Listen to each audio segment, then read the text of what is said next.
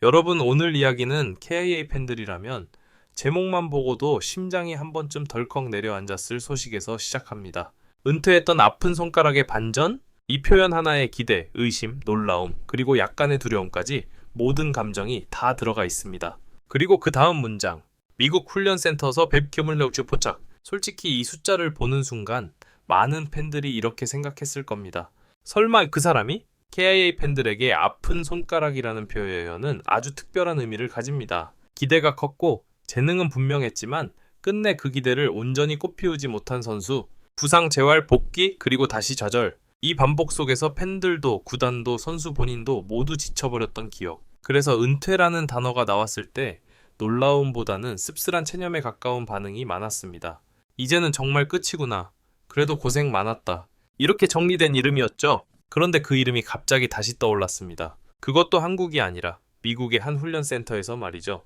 문제의 장면은 아주 조용하게 시작됐습니다. 현지에서 훈련 중인 영상 하나, 그리고 짧은 설명, 최고 구속 110km. 처음에는 많은 사람들이 반신반의했습니다. 측정이 잘못된 거 아냐? 컨디션 좋은 날 한번 찍힌 거겠지.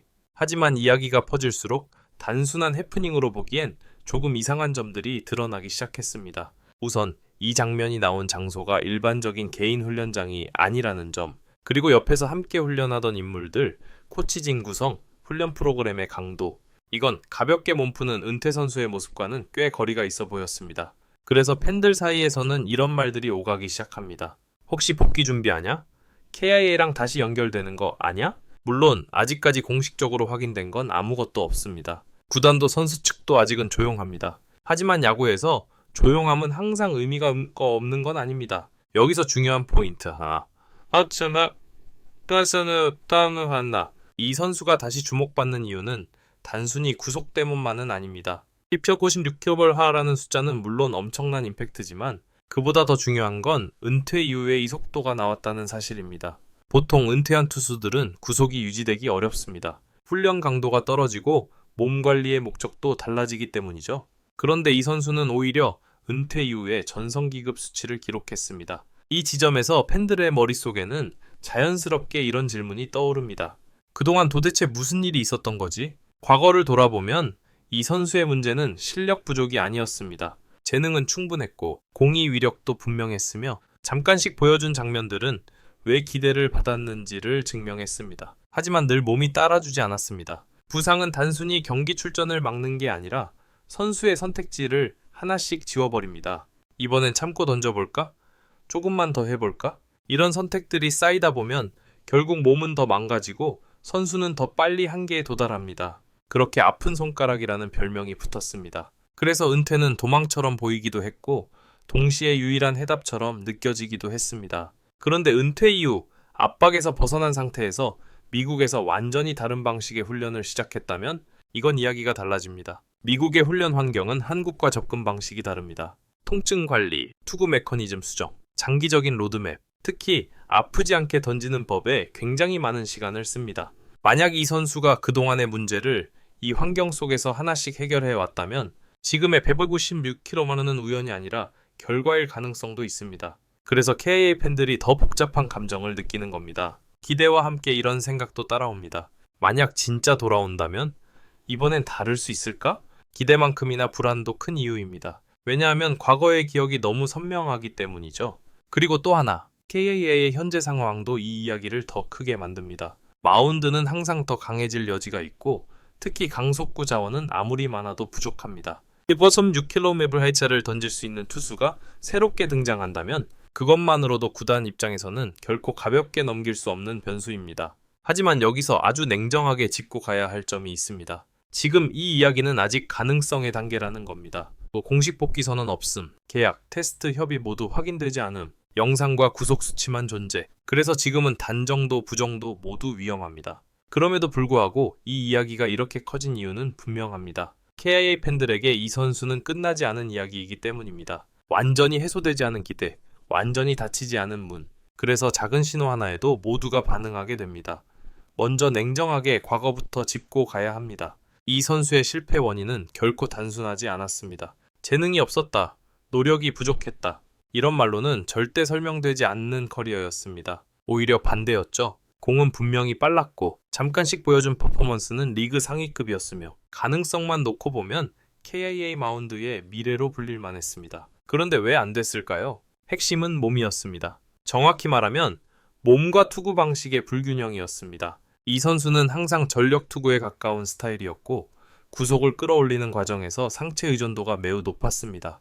이 방식은 단기적으로는 엄청난 공을 만들어내지만 장기적으로는 특정 부위에 과부하를 주기 쉽습니다. 그리고 그 부담은 결국 반복적인 부상으로 이어졌습니다. 문제는 부상 자체보다 부상 이후의 선택이었습니다. 완전히 회복되기 전에 복귀, 컨디션이 100%가 아닌 상태에서의 등판, 이번엔 괜찮겠지라는 반복, 이 과정이 몸을 더 망가뜨렸습니다. 결국 그는 던질 수는 있지만 던질수록 아픈 상태에 놓이게 됐습니다. 이게 바로 아픈 손가락이라는 표현이 붙은 이유입니다. KA의 입장에서도 이 선수는 너무나 애매한 존재였습니다. 쓰자니 불안하고 안 쓰자니 아깝고 기다리자니 시간이 없고 이런 상황이 반복되면서 선수도 구단도 점점 지쳐갔습니다. 그리고 어느 순간 은퇴라는 단어가 현실적인 선택지로 떠오릅니다. 여기서 많은 팬들이 놓치기 쉬운 포인트가 하나 있습니다. 은퇴는 포기가 아니라 상황을 리셋하기 위한 선택일 수도 있다는 점입니다. 특히 이 선수처럼 몸 문제로 커리어가 꼬인 경우에는 더 그렇습니다. 은퇴 이후 그는 완전히 다른 환경으로 향했습니다. 미국, 그리고 이 선택이 지금의 196km와 직접적으로 연결되어 있을 가능성이 큽니다. 미국의 개인 훈련 센터들은 단순히 더 세게 던지게 만드는 곳이 아닙니다. 오히려 정반대입니다. 미국식 훈련의 핵심은 지속 가능성입니다. 왜 아픈지부터 분석하고 투구 메커니즘을 처음부터 다시 뜯어보고 필요하다면 구속을 일부러 낮추기도 합니다. 목표는 하나입니다. 아프지 않게 오래 던질 수 있는 투수. 이 과정은 시간이 굉장히 오래 걸립니다. 그래서 시즌 중에는 사실상 불가능합니다. 은퇴라는 선택이 있었기에 비로소 가능한 작업이었습니다.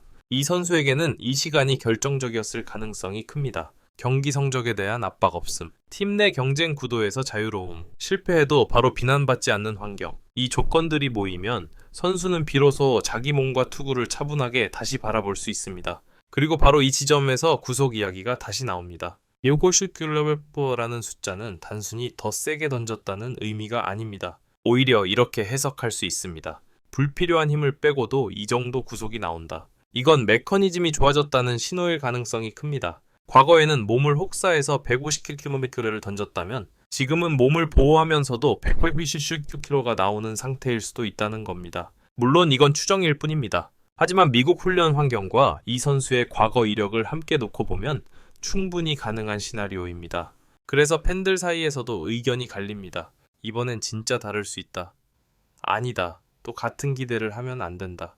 이 두 감정이 지금 동시에 존재합니다. 둘 다 이해할 수 있습니다. 과거가 너무 아팠고 그래서 기대도 경계도 모두 커질 수밖에 없습니다. KIA 입장에서 이 상황은 굉장히 미묘합니다. 만약 이 선수가 정말로 건강해졌고 구속과 제구를 동시에 보여준다면 그건 공짜에 가까운 카드가 될 수 있습니다. 이미 은퇴했던 선수이기 때문에 계약 구조도 유연할 수 있고 리스크 관리도 상대적으로 쉽습니다. 하지만 반대로 과거의 악몽이 반복된다면 팬들의 실망, 구단의 신뢰 문제, 선수 본인의 마지막 상처, 이 모든 걸 다시 감수해야 합니다. 그래서 KIA는 절대 서두르지 않을 겁니다. 중요한 건 지금 이 단계에서는 누구도 확정적인 결론을 내릴 필요가 없다는 것입니다. 복귀 선언이 나올 때까지, 구단의 공식 반응이 나올 때까지, 실제 실전 테스트가 이루어질 때까지 모든 가능성은 열어두는 게 가장 현명합니다.